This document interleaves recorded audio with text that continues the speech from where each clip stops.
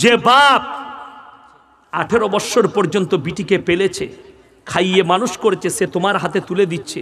আর তোমরা আমি দিনাজপুরের খবর জানি, মুর্শিদাবাদের খবর জানি, মালদার খবর জানি, বিয়েতে জামাইকে জমি বেচেও মোটরসাইকেল লাগে। রাগ করছেন? যত সেলফ দাববে দাব শ্বশুরের পয়সায়, কবরে যা বুঝতে পারবি সেলফ কাকে বলে। তোর পেছনে এমন সেলফ লাগাবে, তলায় যাবি আর উপরে আসবি, বেরিয়ে যাবে তোমার সেলফ টিপা। আমি যুবক দিকে বলে যাচ্ছি, কেউ এই ধরনের হারাম লিবেন না, জোরে বলুন ইনশাআল্লাহ। এরপর বলে দিই, কোনো শ্বশুর যদি খুশি করে দেয় যে না না একদম না, আমি এটা খুশি করে দিচ্ছি, নির্দ্বিধায় নিবেন। খুশি করে দিলে জুবানে উচ্চারণ করবেন না। আমার বিয়ের পরে প্রথম বৎসর ঈদেতে আমার স্ত্রীকে আমার শ্বশুর বলেছে, শ্বশুর আবার আমার নিজের ফুপা, ফুপুর মেয়ের সঙ্গে বিয়ে হয়েছে, জামাইকে জিজ্ঞেস করবে ক মিটার ছিট লাগবে। আমি বললাম তোর বাপকে বলবি গাঁয়ের লোকের ক মিটার লাগবে, বর্ধমান থেকে ধরিয়ে দেবো, টেনে নিতে বলবি। আমার বাপের অভাব কোথায় আছে? অভাব গেলে ভিক্ষা চাইতাম। কিন্তু শ্বশুর কুরবানির দিনে নামাজ পড়তে গেছে বিয়ায়, সালা আন্ডার প্যান্টটাও বিয়াই গুঁদাচ্ছে মেয়ের বাপে। জামাই নামাজ পড়তে গেছে, লুঙ্গিটাও গুঁদাচ্ছে। বুঝলি? আমার আব্বাজি শিক্ষা দিয়েছে, জীবনে একটা গেঞ্জি পর্যন্ত চাইবে না, বরঞ্চ তোমাকে আল্লাহ দিয়েছে, তুমি খোঁজ রাখবে, রমজান মাসে ঈদেতে তাদের কাপড় জামা তুমি পৌঁছাবে। বড় কষ্ট লাগে। আমি মালদার কথা বলছি, আপনাদের এখানে কি হয় জানি না। সেদিনে কোথায় ওই জায়গাটা, বীরভূম, বিয়ে হচ্ছে, স্টেজে বিয়ে মালদাতে। আমাকে মোটামুটি আর জীবনে ওরা দাওয়াত দিবে না। আমাকে যারা একবার দাওয়াত দেয়, আমি এমন ছিলে দিই, আমাকে জীবনে দাওয়াত দেয় না। আমি ওই যে অন্যায় সহ্য করতে পারি না। স্টেজে বিয়ে হচ্ছে, শুনেলেন বিয়ের কায়দাটা, মৌলবীরা শুনলেও অবাক হয়ে যাবেন। সেখানে আমি চিন্তা করছি যে আলেমরা থাকে, তারা প্রতিবাদ করে না। কেন করে না? কাকে ভয়? আমি তাদেরকে বলবো চলে যাও স্টেজ ছেড়ে, এই নিকাহ পড়ানো যাবে না। কষ্টর বিষয় বলে দিই। বলছে অমুকের পুত্র তোমার সহিত ৮০,০০০ টাকা দেলমোহর, ২০০ টাকা লগদ, ৮৮,৮০০ টাকা কি ৭৯,৮০০ টাকা ধার। আমি বললাম হ্যাঁ বে, ২০০ টাকায় বউ পাওয়া যাচ্ছে। আমি বললাম বাবা আমার পকেটে ৮০০ টাকা আছে, তো আমার ঘরে একটা বউ আছে, আর ৩টে লিলি হবে, 4টা জায়েজ আছে। তো আমি 200 টাকা করে 3 দুগুণে 600 টাকায় আর 3টে লুব। আর ইউটিউবারওয়ালা দিকে বললাম বাবা এই জলসাটা ছাড়িয়ে না, আমার বউ শুনলে তাহলে রেগে যাবে, মনে মনে করবে হুজুরের আবার ইচ্ছা গেছে বিয়ে করার। কিন্তু না, আমি বুঝাতে চাইলাম বাবুরা শোনো, 200 টাকা দেলমোহর কোন মৌলবীকে জিজ্ঞেস করেছো? কে বললে তোমাকে ৮০,০০০ টাকা দেলমোহর করতে? কিন্তু ব্যাপার তো আলাদা, গোলমাল। সে পনলিছে 3 লাখ বলে মেয়ের বাপ বলেছে ৮০,০০০, ৮০,০০০-এর মধ্যে আবার 200 টাকা লগদ। শোনো, যে সময়টা চলছে মিনিমাম ৫,৫০০ টাকা হতে হবে দেলমোহর। এবং সকল যুবককে বলছি, এবং মেয়ের বাপ ছেলের বাপ শুনে যান, মহারানাটা এমন একটা জিনিস, লগদ আদায় করে দাও, কোরআনে আছে। যদি ইজমার ওপরে এসছে, উলামারা বলেছেন যদি তুমি আদায় করতে না পারো, গরিব হও, স্ত্রী কিংবা যদি বলে দেয় আপনি মহারানা দিলে, প্রথম রাত্রিতে স্ত্রী ওই টাকাটা আপনার হাতে তুলে দিল, এই টাকাটা আমি আপনাকে দিচ্ছি, আপনি খরচা করুন, আপনি নির্দ্বিধায় আপনার জন্য হালাল খরচ করুন। জোরে বলুন সুবহানাল্লাহ। কিন্তু কেউ যদি মনে করেন লোককে দেখানোর জন্য 1 লাখ টাকা দেলমোহর করব, আর 1 লাখ টাকা দেলমোহর করার পরে লোকের পরে ক্ষমা চাই লুব, ক্ষমা চাওয়ানোর জন্য 1 লাখ টাকা দেলমোহর করা হারাম। ক্ষমা চাওয়ানোর জন্য যে চাই লুব পরে ক্ষমাটা না। শুনেলেন এরপরে আল্লাহ নবী জানাবে মুহাম্মাদুর রাসূলুল্লাহ সকলে বলুন সাল্লাল্লাহু আলাইহি সাল্লাম, নবীজির মেয়েকে প্রথম বিবাহের প্রস্তাব কে দিয়েছিল জানেন? হযরতে উসমানে গনি রাদিয়াল্লাহু তাআলা আনহু, ইয়া রাসূলুল্লাহ, আমি আপনার মেয়ে ফাতেমাকে নিকাহ করতে চাই। নবীজি কি উত্তর দিয়েছিলেন জানেন? সুন্দর উত্তর, জোরে বলুন সুবহানাল্লাহ। এই উত্তর পৃথিবীর কেউ দিতে পারবে না। নবীজি বললেন, হে উসমানে গনি, তুমি ফাতেমার থেকে ভালো বিবি পাবে, জোরে বলুন সুবহানাল্লাহ, আর ফাতেমা তোমার থেকে ভালো স্বামী পাবে। কত সুন্দর উত্তর নবীজি। হযরতে উসমানে গনি হাসতে হাসতে চলে গেলেন। হযরতে আলীকে ডাক দিলেন নবীজি, আলী, আমার মেয়ে ফাতেমার সঙ্গে তোমার নিকাহ দেওয়া হবে। ইয়া রাসূলুল্লাহ, আমি রাজি আছি। বলে, কিন্তু তোমাকে দেলমোহর আনতে হবে। ইয়া রাসূলুল্লাহ, আমার কাছে তো টাকা নেই। বলে, না, যে কোনো উপায়ে নিয়ে এসো। তিনি গেলেন, তেনার যুদ্ধের জামাটা নিয়ে মার্কেটে চলে গেলেন বিক্রি করতে। হযরতে উসমানে গনি রাদিয়াল্লাহু তাআলা আনহু বুঝতে পেরেছেন হযরতে আলীর কাছে পয়সা নেই দেলমোহরের, ওই জন্য জামা বেচতে এসছে। কাছে ডাকলেন, ও ভাই আলী, কা বাত হ্যায়? বলে, এই জামাটা বিক্রি করবো, এসো আমার কাছে, আমাকে দাও। কত? 10 দিরহাম। কিনে নিলেন। যাও, তুমি চলে যাও। টাকা পেয়েছো? জি।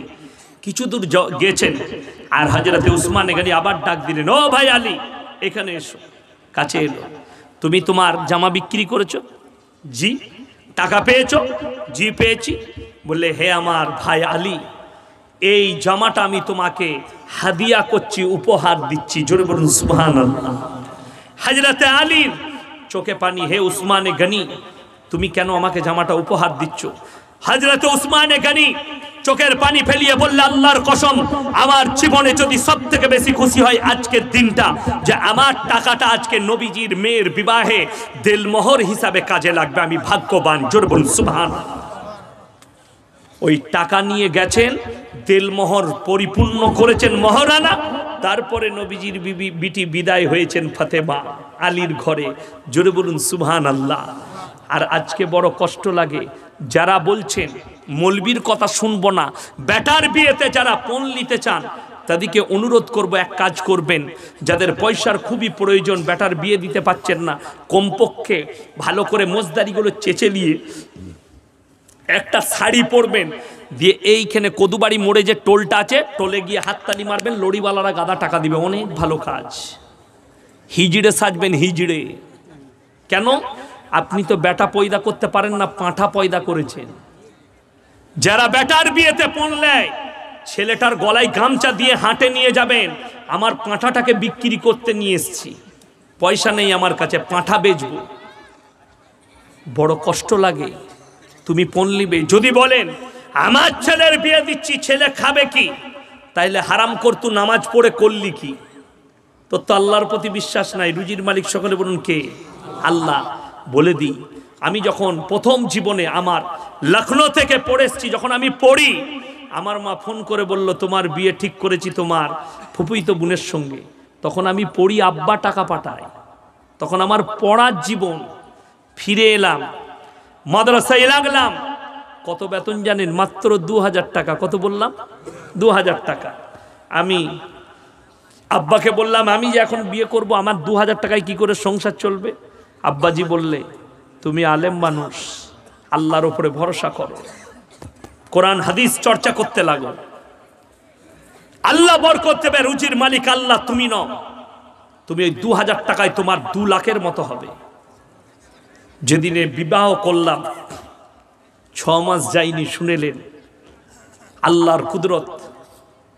আল্লাহ আমাকে পশ্চিম বাংলার স্টেজে আমার অভিভাব ঘটিয়ে দিলেন। বড় কষ্ট লাগে। তার পরের মাস থেকে আমার হেডমোল্লা আব্দুল মুজিদ ভাই, খাগড়াগড়ে হেডমোল্লা ছিলেন, আমার 4000 বেতন করে দিলেন। বলে, বিয়ে হয়েছে ইয়াসিন, তোমার বেতন বাড়াতে হবে। তারপরে করে দিলেন 4500। তারপরে আল্লাহ বরকত এত দিয়েছে, যদি সারা রাত সিজদায় পড়ে থাকি, আল্লাহর শুকর আদায় করে শেষ করা যাবে না। আজকে মানুষ আল্লাহ শুকর আদায় করে না বলে আল্লাহ নিয়ামত কেড়ে নিয়েছে। রুজির মালিক আল্লাহকে বিশ্বাস করতে হবে। যারা মনে করেন আমি ইনকাম করে খাওয়াই, তারা শুনেলেন আপনাদিকে বলে যায়, তাহলে শুনো, এই গঙ্গারামপুর বাজারে আমি সকালবেলায় প্রমাণ দেব, 100টা বড় লোক আর 100টা কোটিপতি, তাতে হিন্দু হোক আর মুসলিম হোক, আন্ডার প্যান্ট পরে ছুটছে সকালবেলায়। ডাক্তারে বলেছে সুগার হয়েছে, ছোটগা, খেতে পাবে না। কি খাই শুনেলেন? কোটি কোটি টাকার মালিক, কিন্তু রাতের বেলায় পুরা রুটি আর ভেন্ডি ভাজি খেতে হয়, নাহলে করেলা ভাজি খেতে হয়। আর আপনি গরিব মানুষ, জলসায় এসছেন, বিয়ে বাড়িতে গেছেন, আপনার সামনে যেটা আসবে সেটা খেতে পাবে।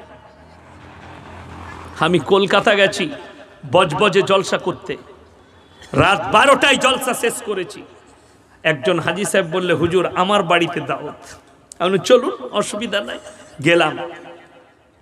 ওই বাড়ি দিনাজপুরে আছে নাকি সন্দেহ। 1 টাকা 2 টাকার নয়, মিনিমাম 20 থেকে 25 কোটি টাকার বাংলো। কত বললাম? তার ম্যানেজার বললে 25 কোটি খরচ হয়েছে। সেরকম বাংলো, ডাইনিং টেবিলে 50 জন বসে খাবে। আর যতগুলো প্লেট লাগিয়েছে সব ব্র্যান্ডেড চাইনার কাঁচের প্লেট, একটা প্লেটের দাম 2200 টাকা। দস্তরখানে কি আছে জানেন? ডাইনিং টেবিলে কাবাব, আপনার গোলদা চিংড়ি, ভেটকি মাছের কোপ্তা, আপনার ভাপা ইলিশ, টেংড়ি কাবাব, চিকেন তন্দুরি, খাসির পোলাও, আপনার চিকেনের বিরিয়ানি, গরুর বিরিয়ানি, হাজারো রকম আইটেম। গিয়ে বসলাম।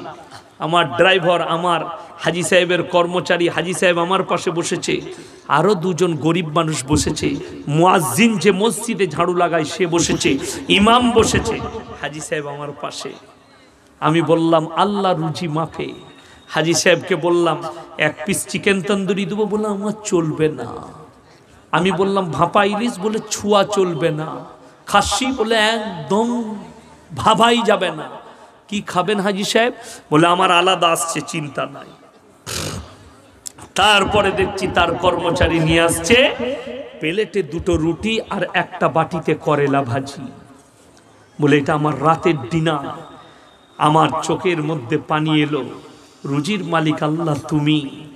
ডাইনিং টেবিল হাজি সাহেবের, পয়সা হাজি সাহেবের, প্লেট হাজি সাহেবের, রুজি মেপেছে আল্লাহ আমাদের মতো ফুটো মলবির, কর্মচারীরা ড্রাইভারের, যা পারবি খা। হযরতে জাকারিয়া মরিয়মকে বলছেন, ক্বালা ইয়া মারইয়ামু আন্না লাকি হাদা। ওগো মরিয়ম, ভালো মন্দ, আখরোট, মুনাক্কা, কাজু, কিশমিশ, পেস্তা, বাদাম কোথা থেকে পাচ্ছ? মরিয়ম বললেন, ক্বালাত হুয়া মিন ইনদিল্লাহ, ইন্নাল্লাহা ইয়ারযুকু মান ইয়াশাউ বিগাইরি হিসাব। আল্লাহ যাকে ভালোবাসেন, আল্লাহ যাকে পছন্দ করেন, তাকে বেশুমার রিজক দান করেন।